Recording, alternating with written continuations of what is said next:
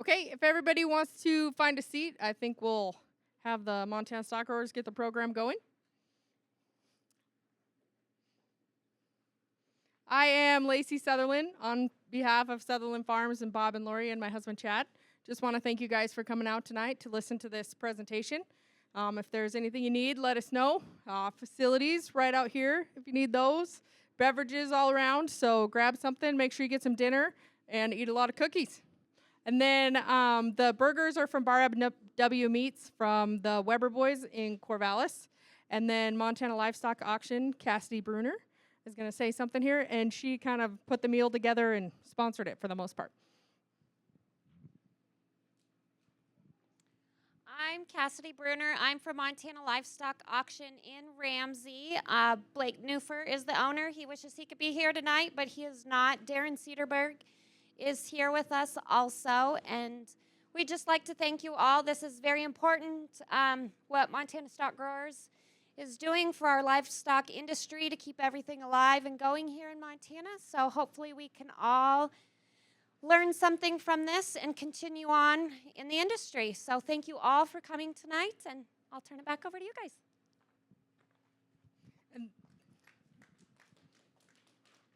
And then to lead the program, we have Mrs. Rayleigh Honeycutt, the Executive Vice President of Montana Stock Growers. Great. Thank you, Lacey. Welcome, everyone. I'm going to try to angle, and Turk can kind of angle over there so we can see most of the crowd. Thank you so much for coming tonight. As Lacey mentioned, I'm Rayleigh Honeycutt, the Executive Vice President of Montana Stock Growers. It's great to see some familiar faces, but also great to see some new faces here with us this evening. Before we kick off too much, I wanted to introduce our board president, John Grandy, and John will introduce our board members as well as our staff that are here and make some quick opening comments. Thanks. I don't think we have any of our directors here. I don't think, do we? But obviously, Rayleigh. Turk Stovall's our second vice president. And yeah, you should all met Ian Kane coming in the door. He does all our membership stuff for us and gets out and meets a whole lot of people. Also, Ellie Brighton, our policy specialist, is hiding over here in the corner. So obviously, we couldn't do any of this without them. I think I'll just leave it at that. Thank everybody for being here. I'm interested to hear comments on what you have to say, and I don't know if we have any.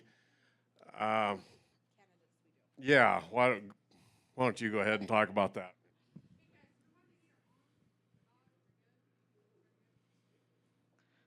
Thanks, Lacey.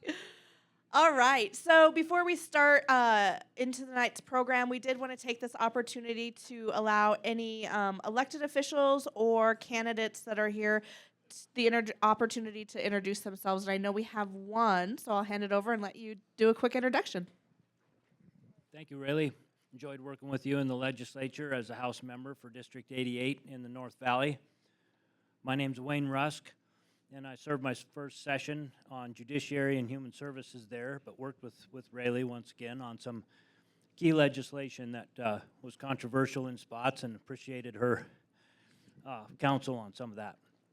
I'm running for the Senate seat up here now. Is that going in and out? And it drops down clear to Corvallis, where I live. So I'll be on the ballot up here in 10 days when the absentees come out for Senate District 44. So appreciate your support, and thank you. Thanks for joining us tonight. We've actually had a lot of candidates and elected officials throughout our roadshow. This is our 9th meeting out of 13, so we've kind of been to all corners of the state, and it's great to not only have local officials here joining us to listen to your thoughts and comments and solutions, but also we've had our congressional delegation represented at many of the meetings as well, so it'll be great to have that partnership and them being involved as we kind of work and potentially take solutions to Washington, D.C. as well. So this evening, I'm going to hand it over to Turk in just a little bit, but wanted to just let you know that we are live streaming this meeting. Folks online have registered and may be sitting in. We also are recording this meeting, so we just like to share that with everyone so that you're aware as you maybe make comments or talk online. We also will have an interactive portion of our meeting. So if you have your cell phone, have that handy because we'll have some online interactive surveying that will be used on the screen. But I'm going to hand it over to Turk first, and he's going to just give you a little bit of background about what producer profitability is. I know kind of the number one comment or question that we get is what do you mean by producer profitability? And so Turk's going to kind of take you through the background of how we got to where we are today and where we're going into the future. Thank you, Rayleigh. Just a little housekeeping. Can everybody hear me okay? Great. Well, there again, sure do appreciate everybody taking the time to come and participate in this really a listening session. And, you know, just further introduction to myself, my family ranches south of Billings, and we have a cow-calf operation, stocker operation, and we have a couple feed yards too. And just driving down here, like my great-great-grandfather came in with John Bozeman in the 1860s, and I'm like, he clearly didn't come far enough west. So this is really pretty country, and it's been a joy just coming over here and seeing the difference. Our state is so diverse, and we have, gosh, what meeting is this? This is our 9th meeting, and we've been to almost every sale barn in the state. And we have sat down just like this with real farmers and ranchers and real producers in this state with the whole objective to come down with some solutions and create dialogue and bring in ideas. For the number one reason is to keep us in business in Montana and get this next generation back to these farms and ranches to produce. And we want to make it that they want to do it. It's an incentive to do it. And we think it's so important that it's actually a national security issue. And what do we want the American agriculture to look like in the next 20 years? And so when we go through this today, I want you to have an open mind. And I want you to view this as an area for us to collaborate and bring in new ideas. And that's why we record it, and that's why we stream it, and that's why we are really trying to gather new information to bring in something different that we haven't done with our organizations. So a little bit of the background with that. Here about 2 or 3 years ago, LMA held some working groups, the Livestock Marketing Association, and they had one here in Montana and invited cattlemen, ranchers, producers, and to say, hey, you know what? We need to start working together. And we need to start getting down to some sort of solutions that really make a difference at home. And we all come from different areas, and we also come from different maybe organizations. And sometimes those organizations don't necessarily say, hey, this is my number one topic. And we wind up almost bickering, and we really aren't doing our politicians a really good service. And so with all that said, what has made a lot of this very productive meetings is, just like in that LMA group, is we said, hey, we're going to talk about solutions tonight, but there's going to be some topics we're not going to talk about. And these are topics that just doesn't seem like we can get eye to eye on, and it's not about who's right or wrong, but we're just going to set these aside, and that's going to be country of origin labeling, that's going to be the beef checkoff, and that's going to be our fed and fat cattle markets. And we're going to say, hey, we're going to set these over here for now, and tonight is all about us and about our industry and how we can move some things forward. And so after those working meetings, there were some Montana Stock Growers board members at those meetings. And then they came together and said, you know what, hey, I think we can do some things about this. And they came together and put together some resolutions that actually were put together and presented at the Montana Stock Growers Annual Convention last December. And it was debated, discussed, and it was passed.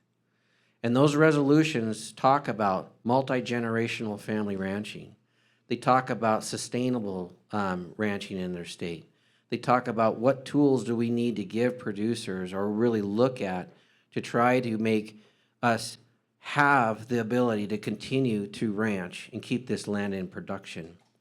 The other thing that was passed was a directive, and that directive has said, hey, leadership of Montana Stock Growers, I want you to go out and I want you to help unite this industry and bring in all organizations and saying, hey, all organizations, we really need to start working together. And we really need to start getting some things across the finish line for the betterment of our producers in this state and also in this country. So with that said, that's the background. And really tonight is not about us giving a big presentation or having all ideas.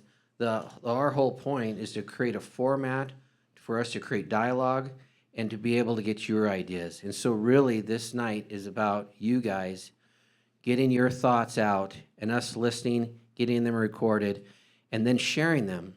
So it wasn't last week, it was the week before.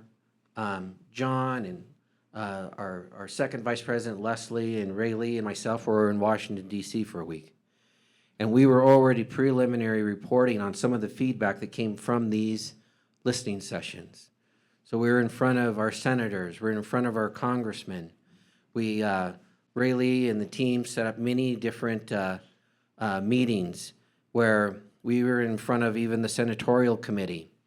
And really comes down to the facts is there are more people leaving our business than coming in.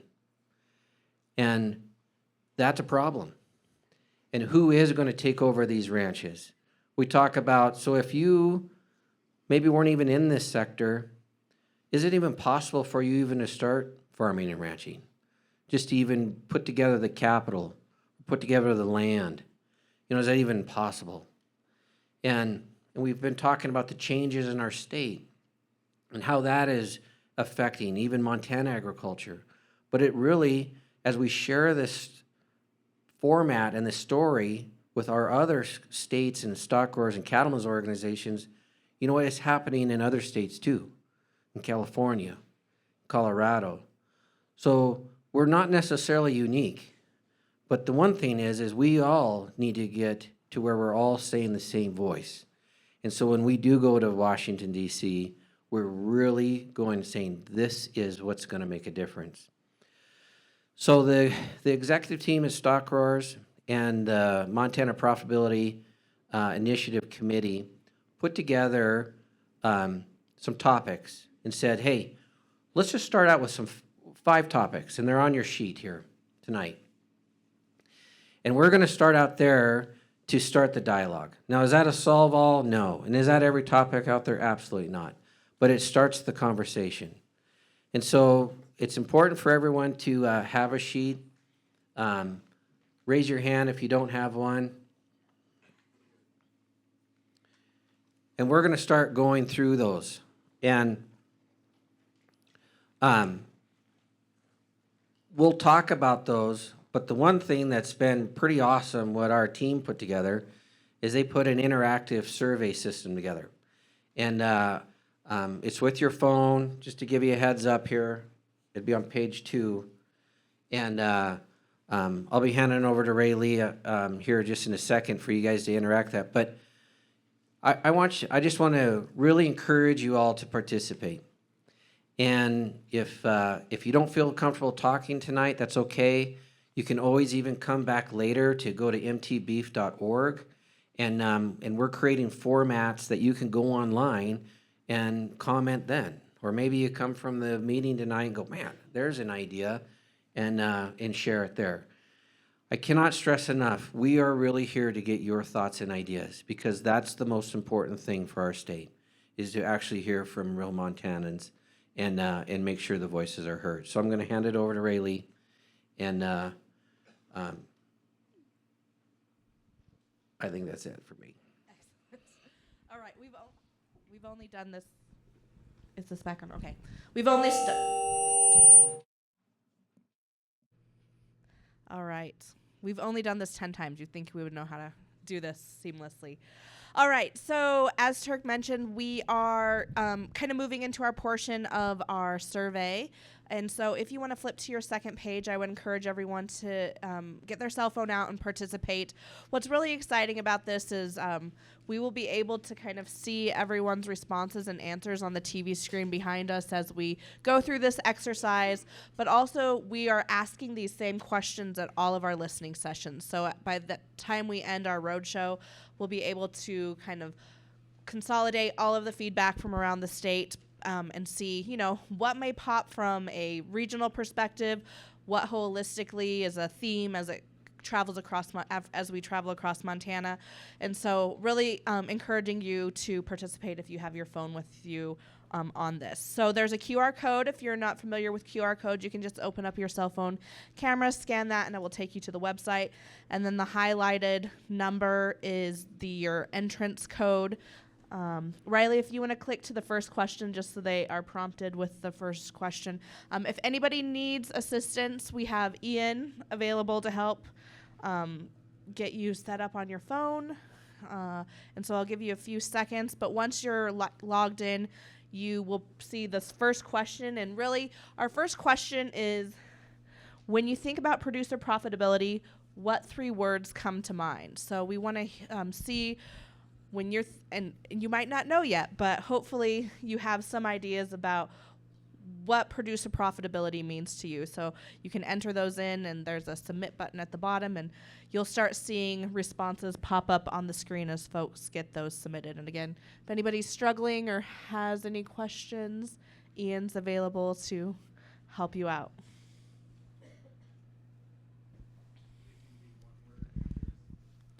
They don't. You're the first person that's asked that, so I'm really excited to see what your answer is going to be.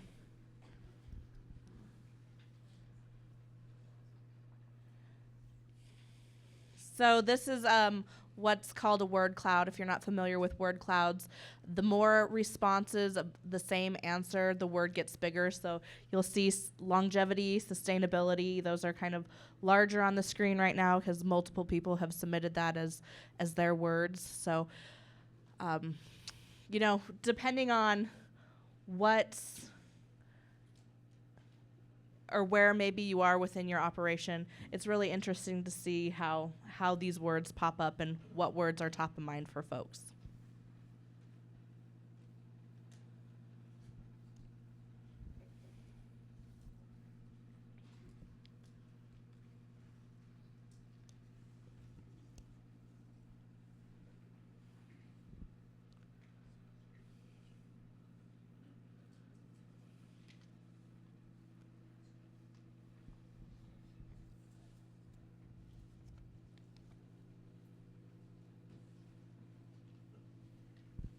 All right, we'll give you a few more seconds, and then we'll move on to the next question. Those of you who may not see some of the more popular words: income, longevity, stability, cost.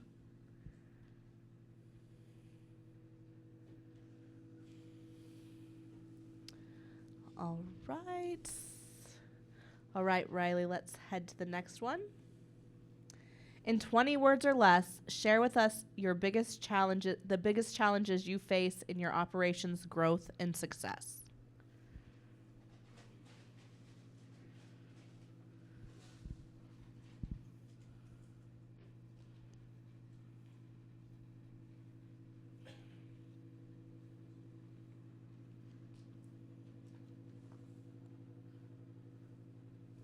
Affordable property. Not surprised that that's the first one we see over kind of here in this valley. You guys have been probably experiencing it longer than most people around the state.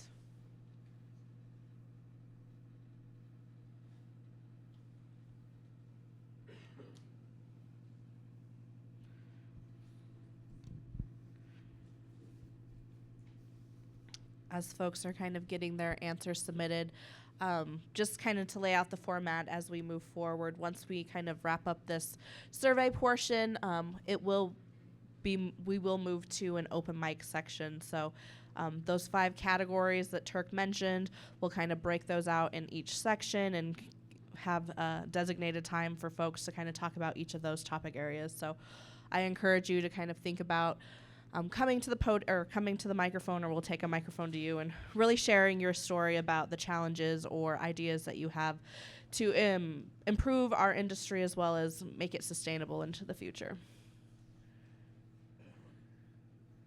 All right, we will give you a few more seconds before we head to the next question.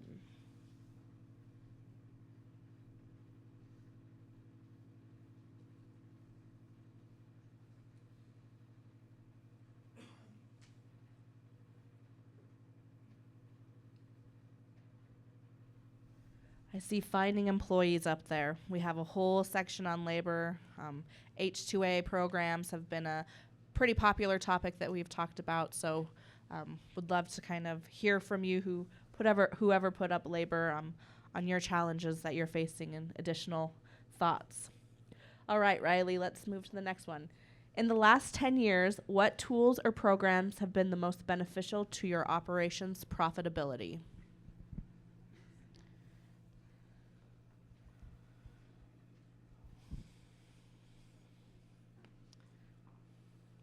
We've heard from folks, around the state. There's some price risk management programs that they've been utilizing, government programs, whether it's, beginning farmer and rancher programs, some public-private partnerships, or, just private partnerships in general.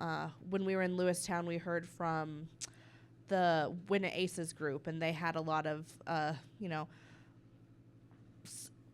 projects and solutions and programs that they're putting into place for their region or even their local community to kind of encourage working land staying in production agriculture. So lots of different things we're hearing from around the state from folks.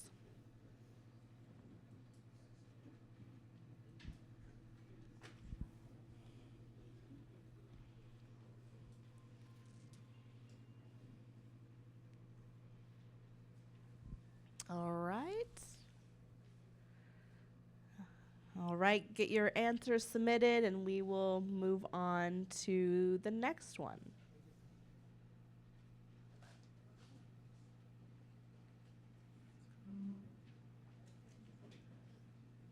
Okay, Riley. What do you believe the biggest challenge for the livestock industry, or what will they face in the next 20 years?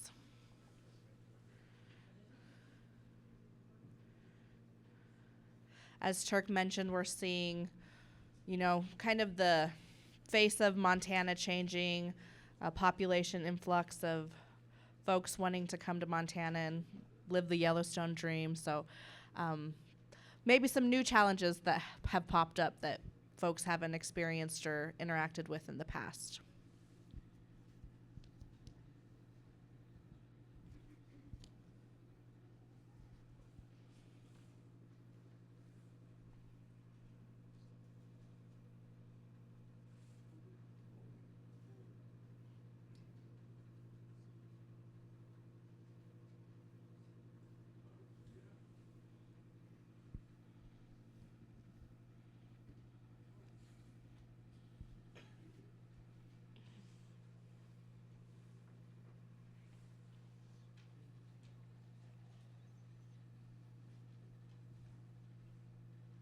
Great to see a variety of different thoughts here.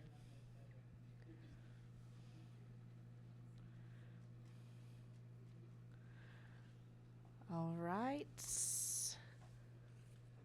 And we have heard from, one of the challenges is some maybe succession planning, generational transfers, or even new people coming into the industry and having challenges and getting access to land and cattle. So this question really, we want to gauge our audience on where folks are at. So it's in regards to succession planning, and we really want you to kind of identify with one of the categories, and I don't have my cheat sheet with me. So one of them is I'm a young producer entering the business or in the process of transitioning into the business. I do not have a succession plan. I'm in the process of creating a succession plan. I have a succession plan.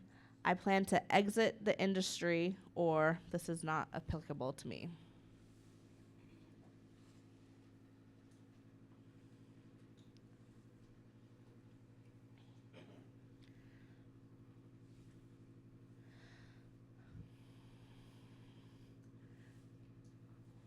we've seen this in a variety of different locations, but we always have a few answers of folks planning to exit the business. So obviously that's a concern for us, but also really want to help, provide solutions. Or if you're exiting and don't have a transition plan, there are quite a few young producers that have been at these meetings looking for mentorship, looking for a way to get into the industry. And we think we can potentially roll out some solutions to kind of help foster that relationship building or, networking, so that people who want to enter the industry have somewhere to go or someone to look up to or get advice from. All right, Riley. All right, so that is our last question for this segment. Don't close out that window. We do have a couple questions at the end of the segment where we will ask you to pull those phones back out. But I'm going to hand it back over to Turk, and thank you for everyone who participated in that. I'm going to hand it back over to Turk, and we're going to kind of open up our open mic section. We have a couple mics that we'll be able to pass around, but really encourage you to kind of not be shy and jump up and share your thoughts with us, because we want to hear from you. Okay, Turk. All right, thanks, Rayleigh, and thanks for everyone participating there. You'll see those answers again as well. So if you have your email down on your cards, the team actually emails these back to you, so you'll be able to see everyone else's answers. Because I know those, I can't hardly read them myself either, so I'm right here. So it gets to be pretty small. So what we're going to go into our segment here is we're going to go through our 5 points on your sheet. And we're just going to take 10 or 15 minutes or however it works out and just kind of try to take a deep dive and talk about these topics and really just get some feedback on what maybe some of your thoughts are. But let's start with talk with taxes. The overlying elephant in the room is that the estate tax exemptions are expiring. And John, do you mind just give a quick summary of that? John's really good at all of the details of this, but the bottom line is if nothing changes, they expire. And John can give a summary on that. I think that's it. Yeah, for those of you that don't know, of course, we currently do have federal estate tax, but under the existing tax laws, you have an individual exemption, which is indexed for inflation. So it's grown to where today it's approximately $13 million per individual. So for a married couple, you have $26 million. So you can all think that through. There's a lot of ranches in the state of Montana that are worth a lot more than $26 million. There's a lot of them that maybe fit in that window or under. Anyway, $26 million doesn't cover everybody, but it's a pretty decent exemption. Those rules, however, expire at the end of next year on January 1st, 2026. They go away, and they will go away unless Congress acts and changes something. So, if nothing happens, they revert back to an individual exemption of $5 million. There are some in Congress that would like to change it, of course, and make it $1 million or $2 million or something. So you think about that, all the ranches that are or aren't covered by $26 million. But if you get that individual exemption to $2 or $3 or $5 million, there's not very many ranches that are covered by that, and you get also into a whole lot of Main Street businesses. So our position, of course, is that we just don't think the estate tax is a fair tax. It shouldn't exist at all. We'd like to see it completely done away with. That's a political issue, and it's gonna, what you can do on that's gonna depend a whole lot on the next election. But at an absolute minimum, if we can't do away with the estate tax altogether, we need to work to keep a strong exemption, to keep those at the current levels and continue to have them indexed for inflation. Because if they revert back to $5 million or something, it's just catastrophic for turning the ranch over to a future generation.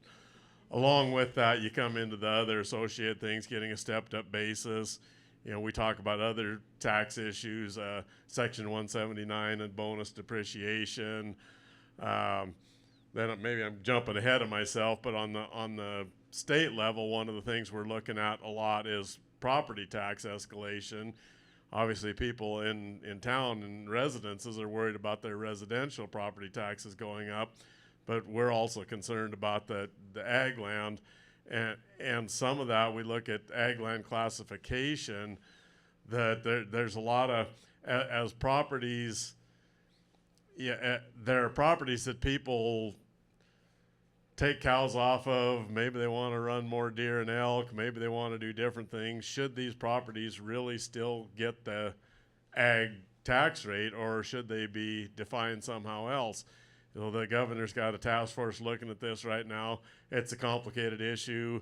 We have an understanding of the problem. We don't know what all the answers are, but it's something we're looking at. So that's probably way more in depth than you needed, Turk, but thanks. Thank you, John. So what we'll do is let's just kind of open it up. And so if anyone has any thoughts or,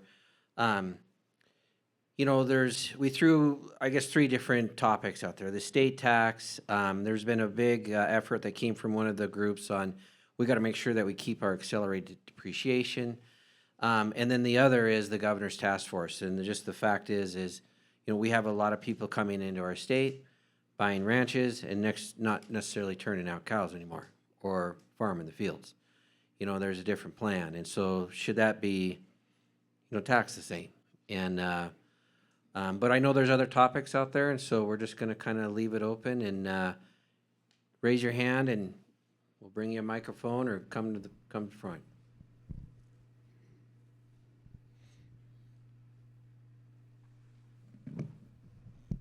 Hey, Turk, has anybody talked about sales tax? The absolute only way that we have in this state to raise revenue is property tax. And clear back into the 60s, Montana rejected sales tax. If we could have a sales tax that offset property tax, most of the people living in the state today came from somewheres where they're used to paying sales tax. So if it was revenue neutral or offset property tax, have you guys talked about that at all? So You know, I can speak to that Yeah, a go little ahead. bit. So it's been brought up at other listening sessions as well. I will say, as John mentioned, the governor's put together 2 task force. One's looking at how land classification is looked at. Should there be a recreational land classification? The other task force is a property tax to lower the burden on residential taxes. In that meeting on the residential taxes, the governor did say that to his working group that property tax would be off the table as a recommendation. So, I'm sorry, you guys would like property tax, sorry. Sales tax. So sales tax is off the table. So I think in the current administration, we wouldn't get much movement on a sales tax.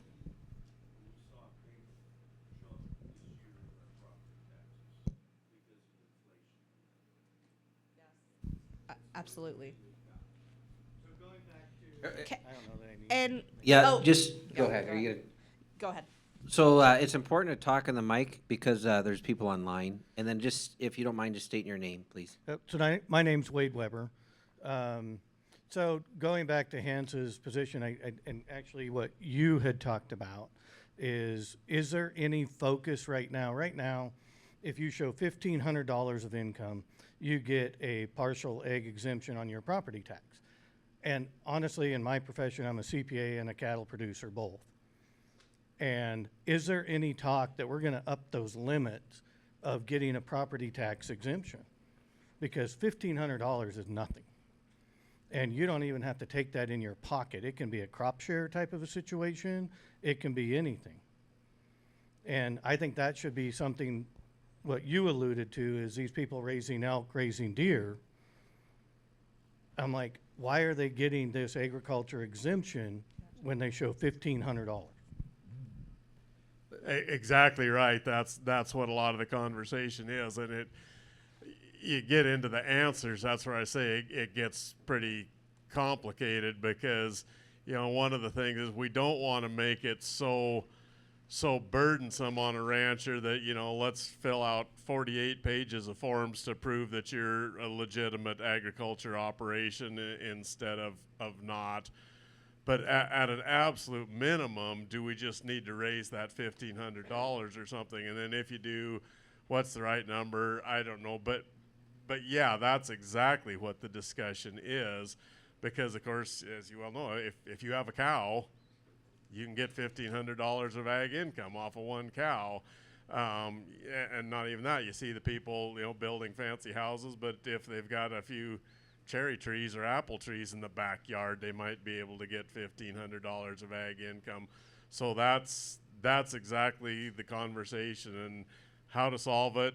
That's what the task force is looking at. We don't have all the answers, but if that is the question, if you've got specific thoughts, we would love to hear them. And going back just to the sales tax, of course, you're dead on, absolutely right. That's the only other avenue we've got to reduce some of this, but it just becomes such a political football. And of course, the governor did suggest it once and got shot down pretty hard, so he doesn't want to suggest it again. But it would take a real serious grassroots effort to get that going again. But your point's very well taken.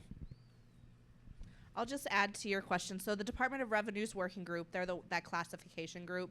They are talking about that. I think they're meeting like May 17th or something like that, and we should be seeing a bill draft of what that working group is kind of thinking about, how they would change either the $1,500 threshold or the calculation completely. So that is coming. Montana Stock Growers has a representative. His name is John Lewis. He's out of Levina, serving on that committee. So we do have a direct pipeline into that working group. And if you have thoughts, we'd love to hear them offline to get John that information so he can kind of start putting it out into that working group. And I appreciate that. And then back to, I guess, talking about keeping ground available for agriculture producers. So just yesterday, day before, U.S. Fish and Wildlife came out, and they don't want any grazing on any of these refuges. How's that going to impact in the state of Montana? You're talking about the BIDA rule? Yeah, it's something that we're watching really closely. We've actually made comments. Ellie's kind of our BIDA guru on that, but absolutely a concern for us. I mean, I would say BIDA is one of many policies that they're pushing right now to remove grazing off the landscape. I mean, we've seen it with some other BLM rules, the conservation rule, things like that. And so it's something very concerning for us. I think that definitely an administration change would kind of slow that down, but it's definitely a different thought process right now in DC, and there's an agenda that's coming after our industry. So let me get it clear. You're an accountant?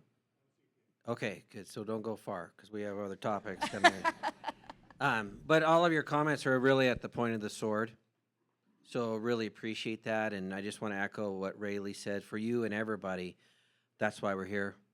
And that is very much a direct line into that working group with the governor's office. And we want to know. I mean, that's why we're here.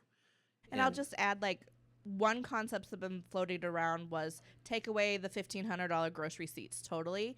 And is there a way that you can do a gross revenue per acre calculation or something like that, where if you are a landowner that's retired and still want to lease your grass out to a young couple, you can meet that threshold and get the agricultural classification. But also, we know there's going to be loopholes, and we know the guys coming in buying ranches for hunting have really good CPAs and lawyers and things like that, and they'll find loopholes. But I think there's other ways that we can calculate your qualifications for getting that tax reduction.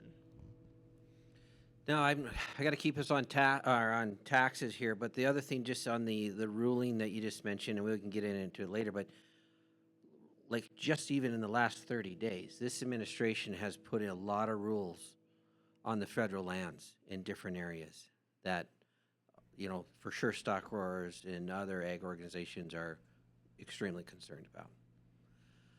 But just back onto taxes, any other thoughts or comments, feedback? One idea that was shared, it had to be, I think it was in Glasgow.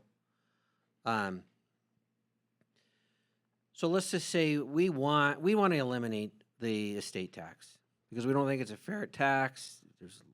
And um, and it's extremely hard, obviously, on small business and extremely hard on agriculture. But let's just say we can't get that. Now, what would we want? And that's been the discussion. So what should the exemptions be? Or let's just say if you have to have an estate tax, like one of the ideas was, well, maybe we need to have some sort of incentive. So if I want to keep this land in production and give it to my next generation, what happens if that makes it exempt with this caveat? Is that land has to be in production for at least 10 years, and whatever that tax would be in would virtually regress out over 10 years. And so that was a discussion and an idea. And so the only reason I'm sharing all that is just to hopefully stimulate more ideas. And because the bottom line is we want to keep the land in production.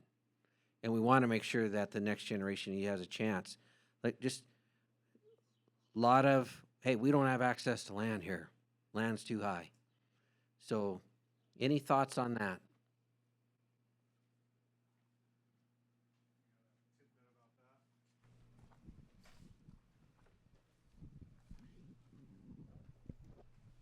Yeah, I like that idea of having some type of a contract where it maintains that.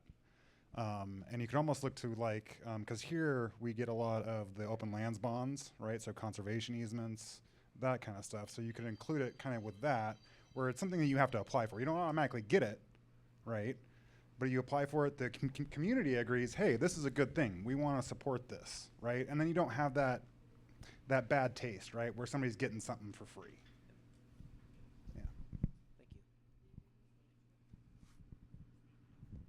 Oh, and what was your name?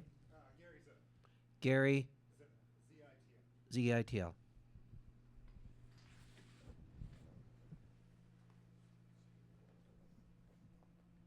Anybody else? What were some other, can you, is that? Yeah, so the big thing on estate tax is, it's been in the stock growers policy book for a long time. And, it's been a topic we've been talking about for a long time. And so this is a clear one where we're looking across all ag organizations and saying, hey, we really need to be on the same page here. Because it's going to be detrimental to the future of agriculture if we don't get it addressed. So next topic would be government programs. So this has been a really interesting topic to discuss. We get from, hey, I just don't want government programs at all involved in the livestock industry, to the point where, hey, there is just not equity between farming operations and livestock operations. So when you look at all of the government programs that are coming out, you measure the ones into the farm programs, in the billions. The livestock programs would be in the 100 millions. Now, is that any justification to do anything else? I don't know, but just to share that information. Some of the programs that we have talked about is LRP. Is that working? Can we improve it? The other thing we've talked about is the FSA programs. Are these new producer programs, do they work? And, are those at values that mean something? $600,000 is going to get somebody into business. So with that said, does everybody know what LRP is?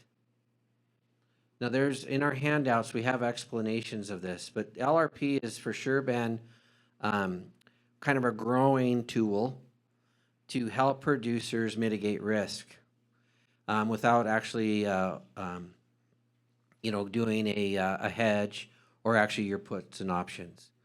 And so it's a subsidized option.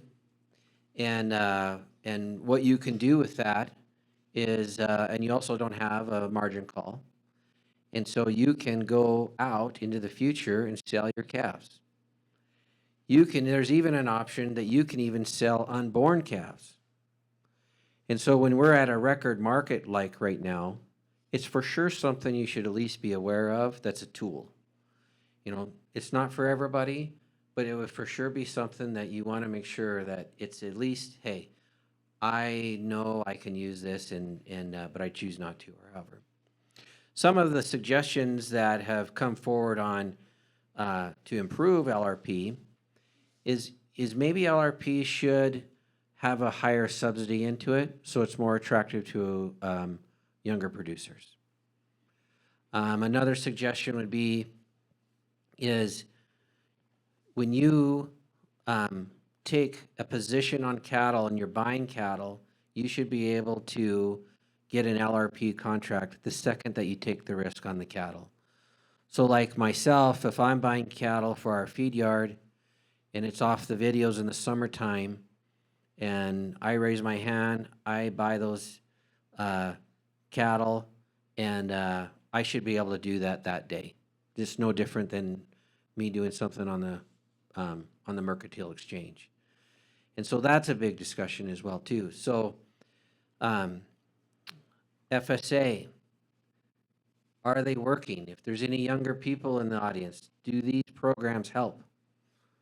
And so I'm just going to kind of let it open for that, just to give you guys a chance to talk and get some feedback.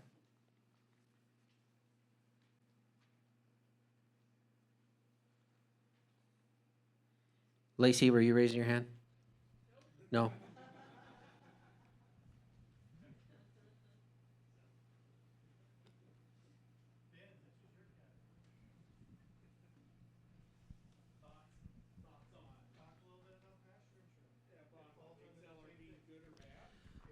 Are you an agent? Oh, well, come on forward here. Well, this is perfect. There we go. Wade's the expert on all things numbers. I'm glad you're talking about it. No, I was excited to hear it on the agenda. I was reading through here. So talk more about what you've heard, I guess, stock growers has heard, and other things about. You referenced take a position right away once you make a commitment on so you're talking like an open heifer that you're going to breed eventually. You can't take an unborn calf position on that until it is bred. Yep. Okay. And then is that the same bullet that's in here about selling on the video auction too? Is that tied together? And the example I gave on the selling of the video market. So virtually, a lot of cattle are contracted throughout the summer, but they don't deliver until the fall. Right. So the way that it reads now is you can't do an LRP until you have physical possession. I'm looking at Tyson. I think you can, but that'd be good to get clarity. I think maybe AIPs are doing that differently. Yeah, we would need to get clarity, because right now that would be the overlying request is, hey, as long as they're on the place. The keep way in it mind, was explained to me, what RMA is, what I've heard from RMA is the rule in the handbook is about the day they leave the place. And so even if they've been sold, as long as that video contract specifies the day they leave the place, that's your end date, as the AIP I work with has explained it. Now, maybe that AIP sees it differently than other AIPs. Do you know? well, and just to dive into the weeds a little bit, so I'm at the Northern Sale in June, Yeah. and Darren is our rep, and they're going to be October 15th. So can I do an LRP in the end of June on those cattle that are going to deliver October 15th? My understanding would be yes, that you could have an end date. You could set an end date for that 60-day window around October 15th. Because don't you, John? I mean, pretty much everyone else would not necessarily. They wouldn't Yeah. offer it that way. Well, to the point they're asking us to change it. Yeah, no, that's why I read it here. So Yeah. I think there is ambiguity in the handbook, so it would be good to get clarity Yep. for sure. Yep. It'd be Because really good. and I'm just sharing the discussion. I'm far from the expert. No, please. Is the one thing that would be, I guess, considered of you could have two LRPs Right. at the same time. So that was part of the potential, hey, I don't know if you're gonna be able to get this done. And so, you know, because maybe the ranch has an LRP to deliver in October, but then I want an LRP because I bought them in June. And so that you would have an overlap of policies. Two different ranchers would have But the same policy cattle. on the same cattle. You're right. That's a good point. That would never work. That's true. Yeah, That's why we're here. that's true.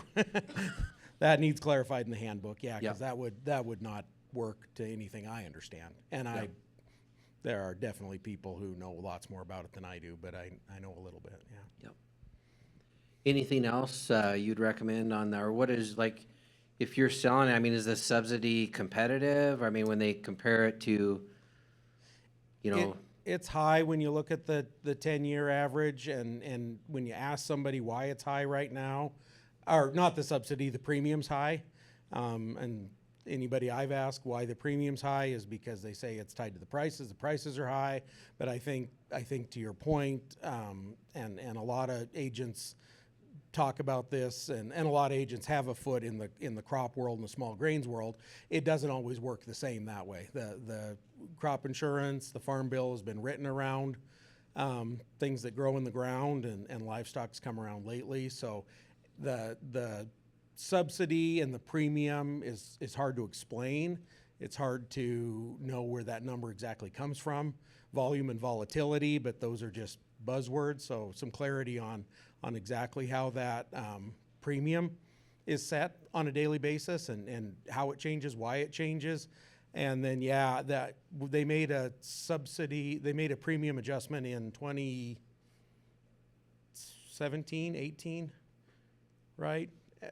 Is there any talk of looking at how that's done and what it's done to purchase of contracts and seeing if it could be adjusted again? well, I mean, that's where we're at, Yeah. you know, in the part of the discussion. Because the other part of the discussion, now COVID accelerated just a lot of things. But the question is how well is this getting implemented, you know, as an RMC? Is this really coming through the countryside, and are people liking it? I would have to say, by and large, there's been a lot of people that didn't even know about it. Wouldn't you say, Rayleigh and John, just as we've gone across the state? So it's been kind of hit or miss, just even awareness. And do you have any thoughts on that in your area here? I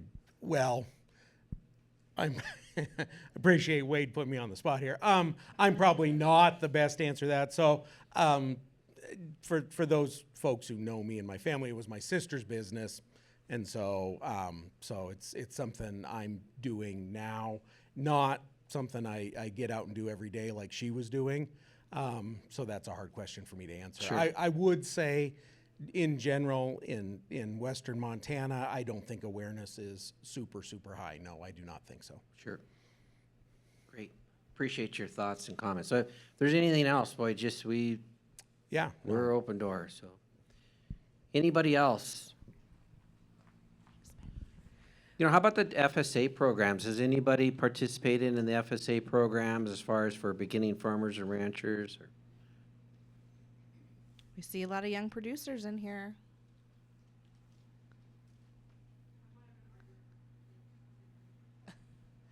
Did you guys use the Young Farmer and Rancher program through FSA at all? You want to talk about it a little bit, your experience, what you liked, what you didn't like?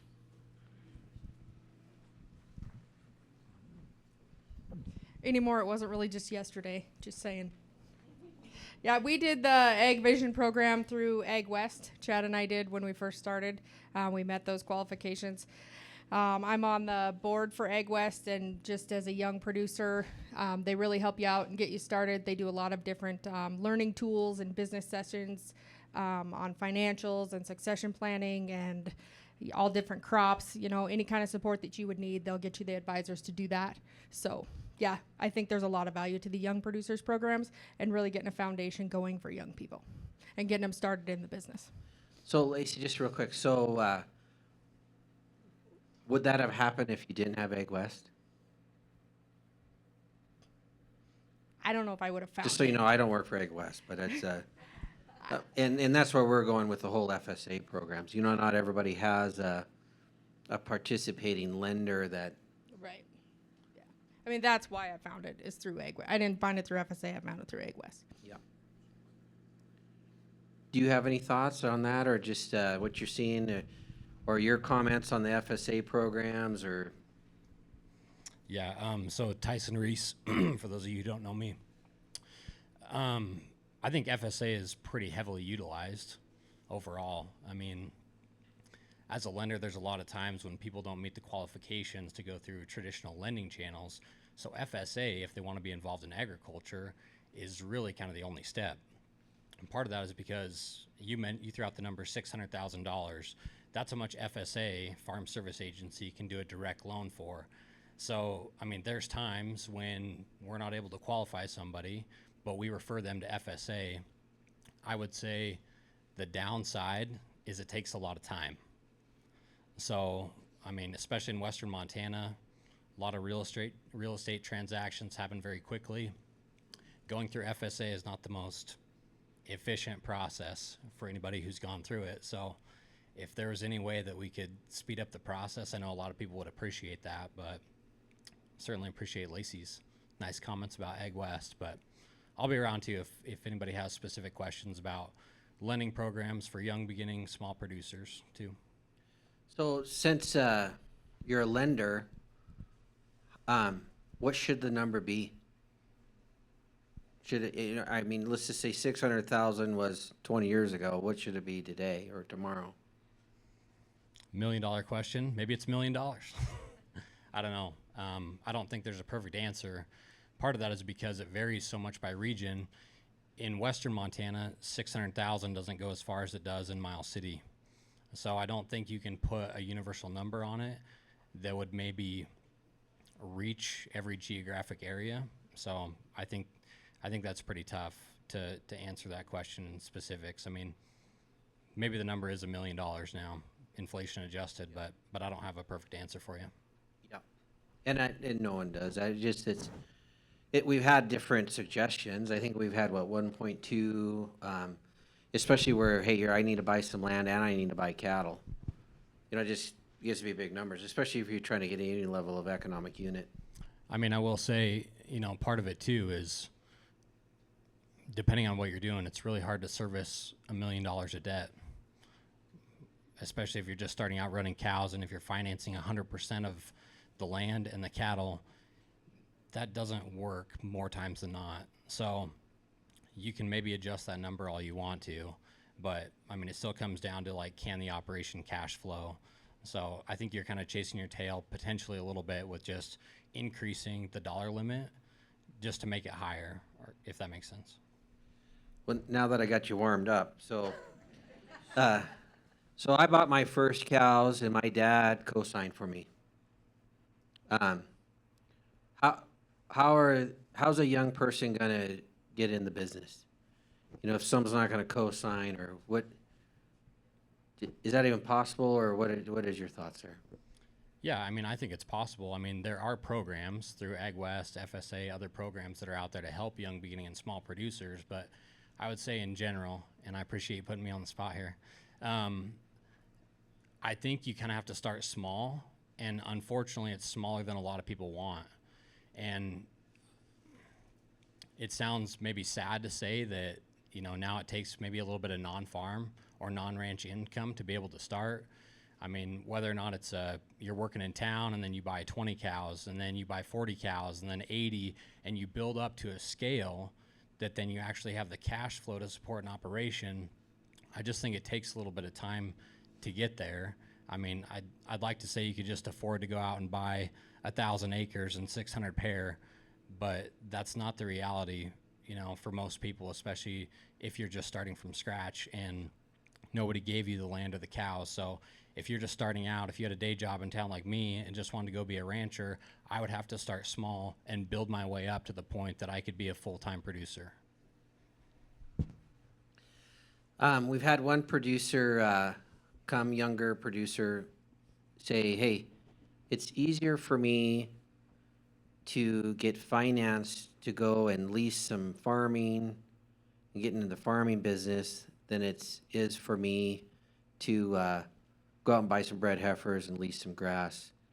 And he was kind of alluding to the fact that, if I'm going into the farming business, I got some base acre government programs, but I just don't have that on the livestock end. Do you have any just thoughts in there?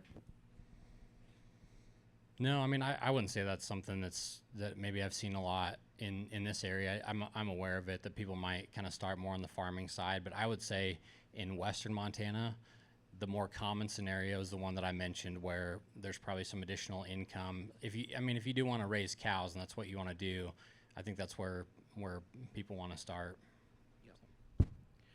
Excellent, thank you. Anybody else? Cassidy? I just heard of a program. My dad actually joined it last year, and it's through the NRCS. And we had no idea that they had started this program, and it had been going on for years. But they give you money each year. You can progress your ranch.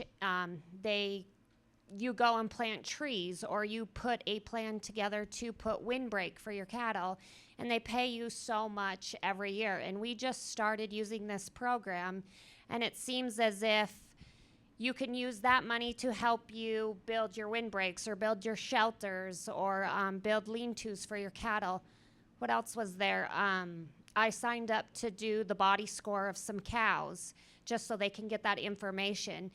And we would have never known about this program unless somebody had told my dad about it. But that is also something besides the FSA that you can go to the NRCS office, and they pay you so much to put up your windbreak, or they pay you so much to body score your cattle every year for so many years. And it's not like they make you do it each year. You can spread it out for 5 years and do it. But that's a good program to get involved in. Maybe just one more thing to add. It came to mind as she was just speaking, but I spoke with a young producer like last week. She started a direct-to-consumer beef business, and I was pretty astonished to learn that she had secured $300,000 in grant money. That was through the USDA. It was mostly through the USDA, but there is grant money available. I would say a lot of that is for more of the value-added side, but it's something that, there are grants available. So talk about being a younger producer and trying to kind of make your way. There are grants available to do that. Anything else? Oh, yeah. Yeah, Turk, Hans McPherson again. One thing that you keep saying is you keep saying young, and the FSA programs are actually for beginning farmers and ranchers that can be at any age. And you're talking about crops versus livestock, and it's absolutely true. I had the privilege of serving on a state FSA committee several years ago for several years, and the livestock, when there's a disaster, the livestock producers are not familiar. They're not even signed up down at the local FSA office. But every crop producer knows every time he goes to town, he needs to stop and sign up for something to get another check. But the programs are written for, corn is king. Everything's written for corn, and then we'll trickle down from there. And livestock producers are at the tail end of it. And all too often, it's like the lady down here said, they didn't know about it. Well, because they don't spend any time in the USDA office. So it's important to check that out. Thank you. Anybody else? Just to kind of go on that, there was even some suggestion, we have base acres relative to tillable ground. Should there be base acres for grazing ground? And it's just an idea to talk about. And sometimes you get a little bit into philosophies on if that's a good idea or not, but just to share that idea. Anything else on government programs? Let's talk about labor.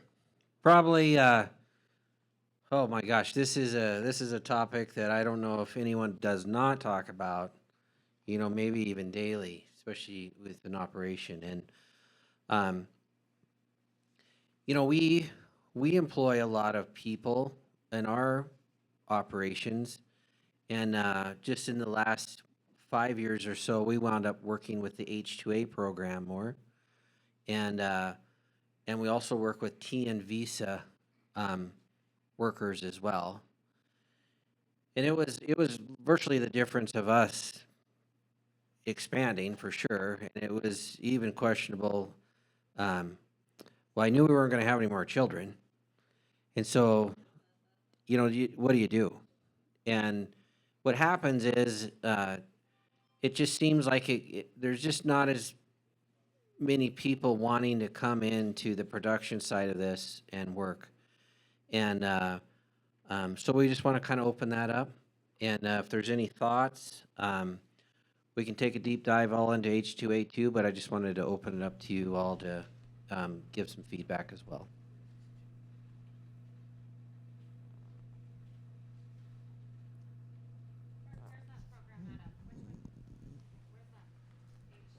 H2A.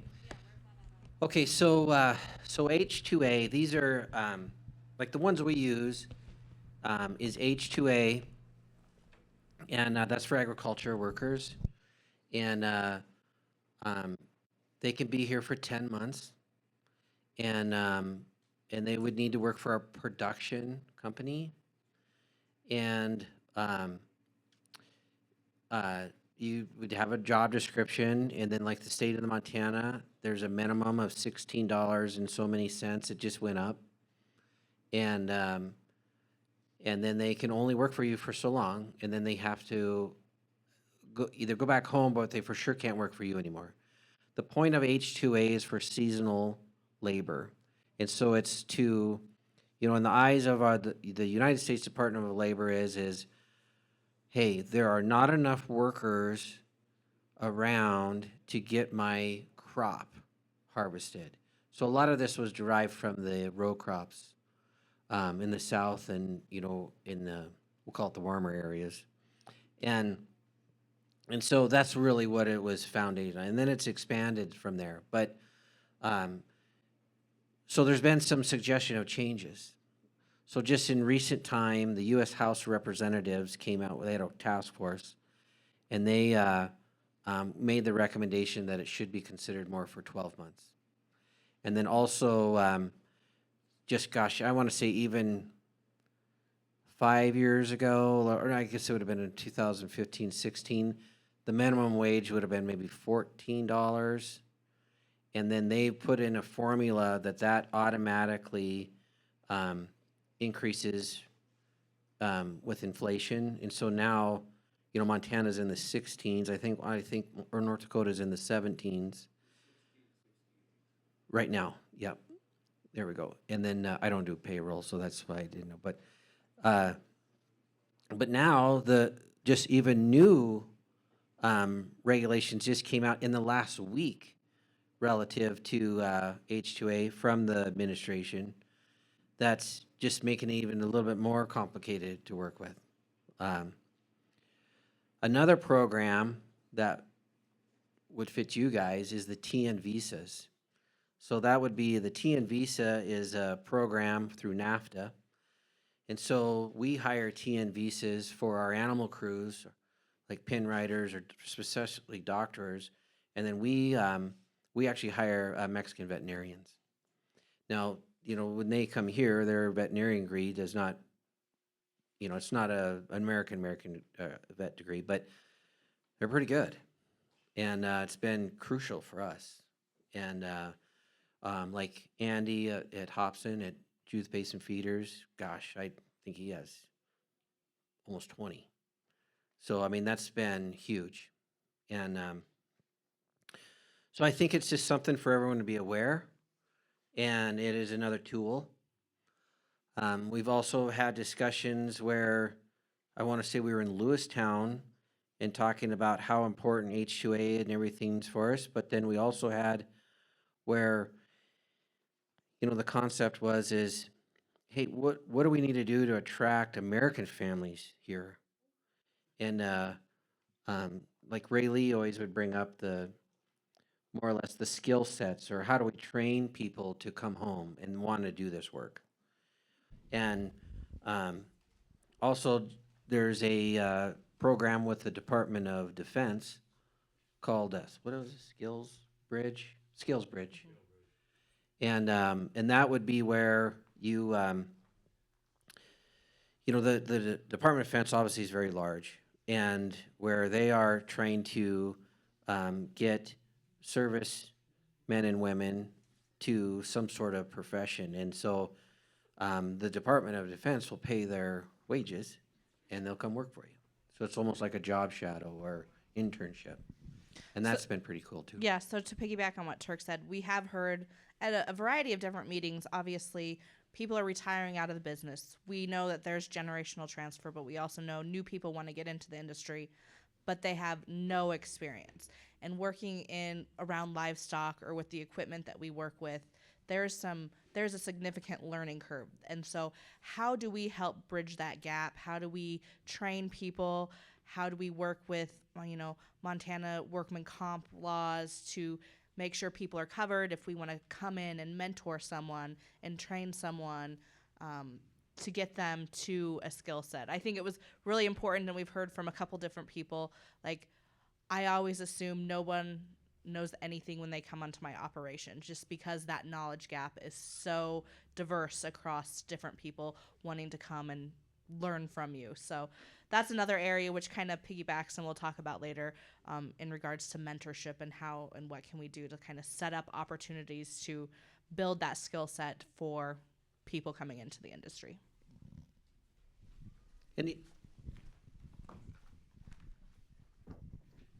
Hi, my name is Cherry. I serve on the Right to Farm and Ranch Board for River Valley County. So I'm an imposter. I'm just taking notes to report back to the meeting on Monday. But one thing to this point, I don't know if all y'all know about the CFAC program out of Missoula. They have a program called Farm Link, and you can get on their website, and it'll link you up with people that are land seekers, people that are looking for workers, people that want mentorships, and you can go through and it gives you different bulletin items of what you're looking for and what somebody else might be looking for. And this will be a point later I read down in the minutes, but they also have a leasing guide that they do through their program where they'll meet with you. And if you have a potential person that says, been working on your ranch for a long time and they want to come in and you want to phase out and you don't know how to do it and you don't want all the government all up in your business and stuff, well, they will sit down and they will do it with you, where their goal is to create a long-lasting partnership. So that's just a tool in the toolbox. So I would look up FarmLink if that's something that y'all might need, because that's a really good program, and it's local. It's local families looking out for one another and hoping to be a part of the business. So.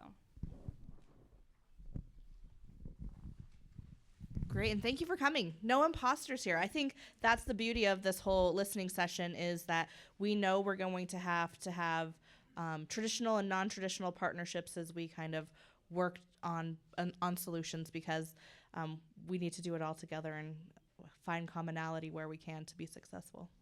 Yeah, great. Thank you. That was pretty valuable. Yep.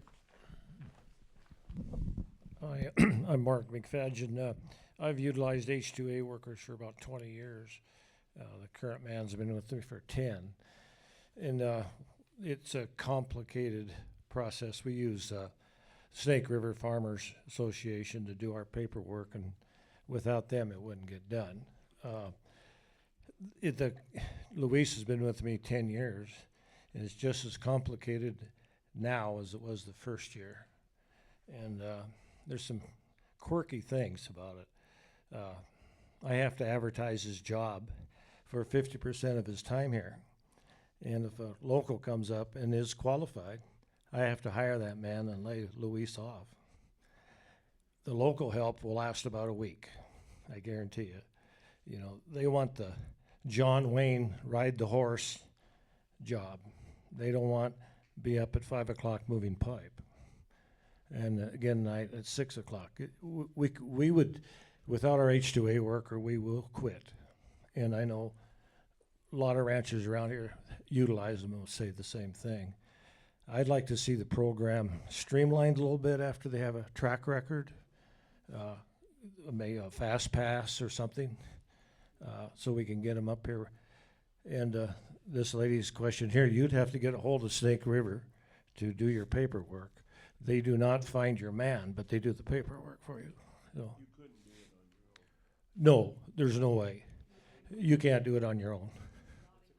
Snake River's farmers. They're out in Hayburn, Idaho. I'm gonna pick mine up in about an hour. I'll have $2,500 into one man by the time I get him here. Yeah. Before he works a minute. Yeah. So.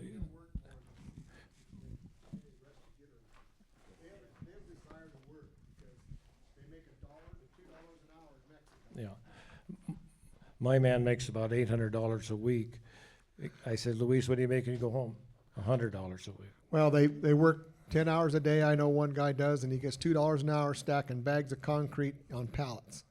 And he comes up here and makes $16 and $50 an hour. He goes home to live like a king. Yeah. And I mean, there's a desire to work, and that's what our country doesn't have. People have a desire to go do this kind of work, and these guys don't care what they have to do. They want that dollar because they have nothing in Mexico. Right. And we've had them for 25 years, and same ones come every year, and they just love it here. And I mean, they know how everything works. I mean, they'll outwork any white guy around here that you get. I mean, they're just after that dollar because they have nothing in their country. The other thing, we don't have hardly anybody come and apply for those jobs. You couldn't find them, and you'd be retraining every week if you did get them. The other thing, they go over to Hermosillo to a consulate to get their visas, and they'll hold them up for no reason at all. And all of a sudden, oh, your guy, we're going to delay him for 10 days or delay him all summer. They just like a whim. It's crazy. And like we say, if we didn't have our men, we'd have to quit. They got to pay that consulate. Yeah, exactly. So I would like to see some energy put into streamlining the H-2A worker program. I like that fast pass idea. Drew Lewis here. We kind of dealt with that firsthand, what Mark McFadgen was talking about this year. We actually went to add an H-2A worker, and he was supposed to be here February 15th. He showed up Sunday. And we applied for him for our cattle, and we gave him very detailed explanations on what he was going to be doing. They denied it. As soon as we just wrote farming, approved. So I don't know if that's more to like what the farm programs have going on right now. But as soon as we said farming, it was a done deal. But when it was cattle, livestock, they said it wasn't seasonal. So that's it. Like Mark said, it's a difficult process, but it's very necessary. Yeah, and 12 months would be very nice. So if it was 12 months, do they have to go home still? So Right. they can only be in the United States for 3 years total. So and then they they gotta go be home. for 90 days, consecutive days, as the law reads today. So they're trying to get that changed to 12 months. Yep. Okay. Yep. And then so a little bit of a moving target, but the overline of where we're at, or our whole concept is we got to have the feedback in order to make the recommendation. We need a fast pass. Right. But, I mean, my part of mine is I agree with you. I think it's meant more for farming, going back to the row crops. We need to make it work for livestock production too. Right. And because what happens is you probably, I don't want to say you're coloring outside the lines, but to get yourself in a ranching situation, you're going to have to make a unique job description. Right. Yeah. Just to fit, we're trying to fit a cookie cutter. Yeah. That isn't used to playing with livestock workers. Exactly. So.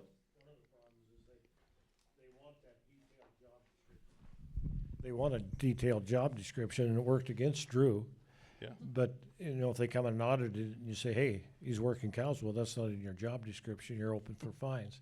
So that needs to be streamlined. It's crazy. Tell them how many emails we get for applications. Yeah, they don't have my email. Yeah, you're constantly getting, I've got over 100. yeah, you get, We get 100 applicants a day. from foreign countries and trying to both get of that our job. workers are here Yeah, now, and we're so- still getting 100 a day. Yeah. So, From everywhere. Yeah, South America, Brazil. Brazil, Yeah. South Africa. Yep. so the thing is, we want a deep dive. That's the point, is we gotta fix it to make it work. Yeah.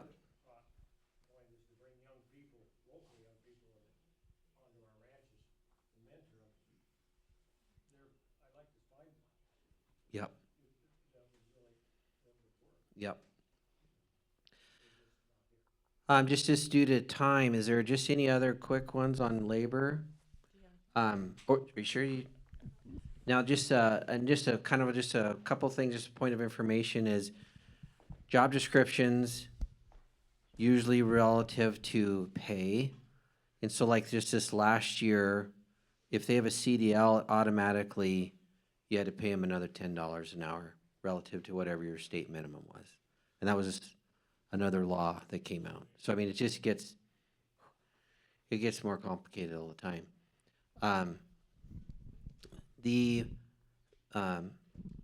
Probably the last thing is there are many agents. And so even if, we can start putting together a list of agents at stock growers. So if you're interested, because there's agents in Lewistown, Billings, obviously Snake River. There's also some out of Wyoming. And each one of these agencies, I would almost say they kind of specialize in different things. Like there's some agencies that are really specialized more in irrigation. Like Wyoming specializes more in like herders, like for sheep operations.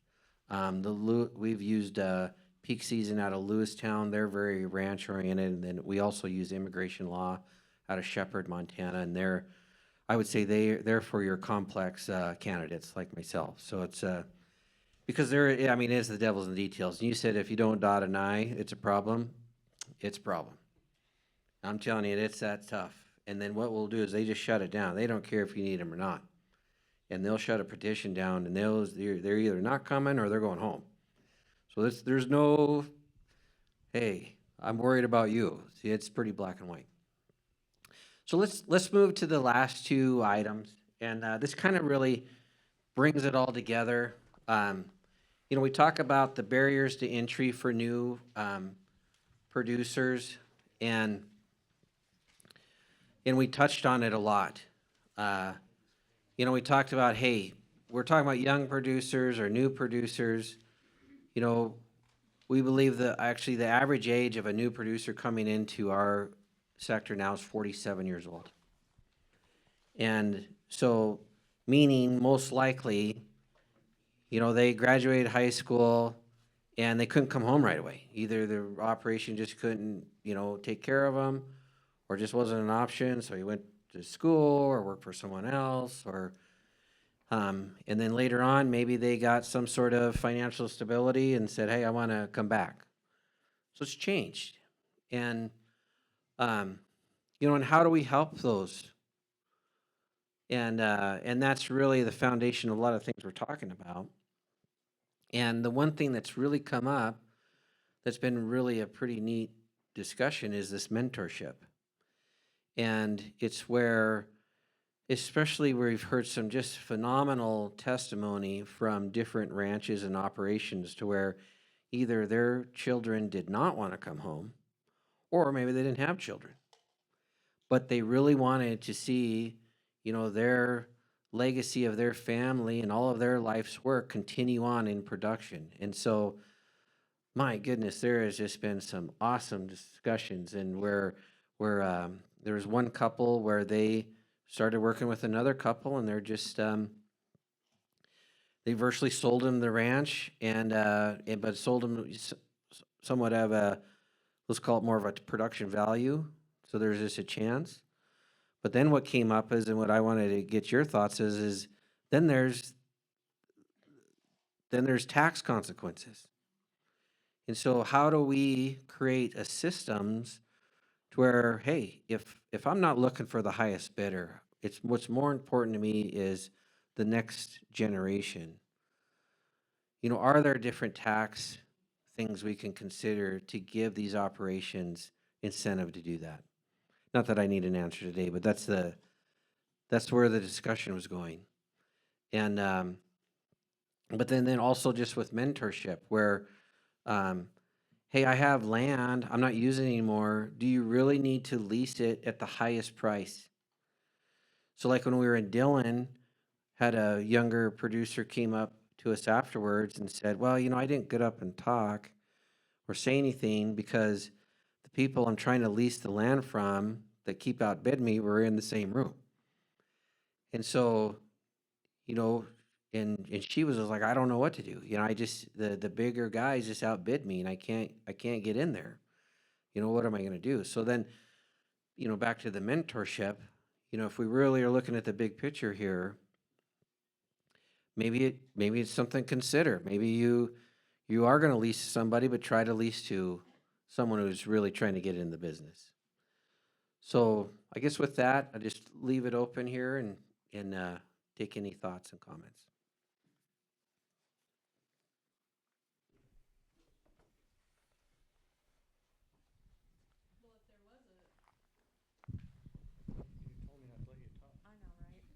If there was a incentive to get a young producer in, get started, I mean, what would the incentive be to an older rancher who is looking to get out? That's, you know, I came from Colorado, and that was our biggest problem, was leasing ground was very difficult. You know, you had someone who would come in and say, well, I want to run my organic cattle on this, and people are like, okay, and they, you know, charge a astronomical amount of money that we were not able to pay. So I guess what would be the incentive? How would you set that program up? Well, first of all, I don't know. That's what I was hoping to hear from you guys. But I mean, is it tax credits? You know, especially on the land exchanges when there's ownership, is there a capital gains discussion there? I don't know. But that's, you know, tax credits come up a lot. And what do they need is probably the big question is what is the holdup there? And what do we need to do to try to fix it and incentivize it? Yep. No, great point. Thank you. Yeah.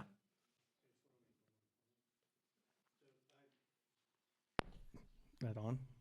So I guess I'm more looking at the succession planning side of things. And one thing that I would talk to the producers here today that are in their 50s, in their 60s, anywhere like that, is, so I just had a meeting last week with one of my clients in central Montana. And I don't want to see this happen because the generation is 80 years old. And now they're looking at gifting their ranch to their son that's 62. Okay?